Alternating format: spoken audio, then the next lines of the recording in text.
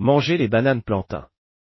Récusation des fidèles avec joie, les papas et les mamans, certes, j'adresse mes félicitations aux mamans que vous avez des initiatives de faire telles que vous venez de faire, à parler de ces choses en ce jour c'est un peu embarrassant. Nos programmes se déroulent toujours de cette façon. Nous verrons bien vers quelle destinée nous sommes en train de converger. Certes en Angola, notre voyage en Angola était pénible.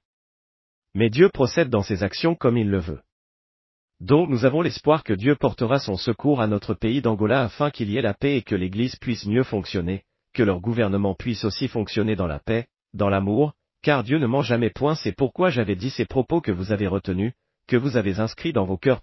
Je commence à craindre de sortir encore d'autres révélations parce que, telles sont vos mémoires à présent, je commence à éprouver de la crainte, car ces révélations-là sont de trop grande teneur.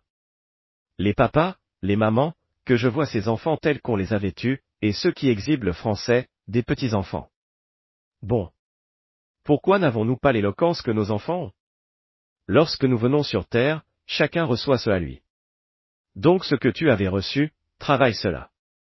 Certains avaient reçu peu, certains avaient reçu en partie, d'autres avaient reçu gros vraiment tel que Jésus l'avait dit, l'un avait reçu 5 francs, l'autre 3 francs, un autre encore 1 franc.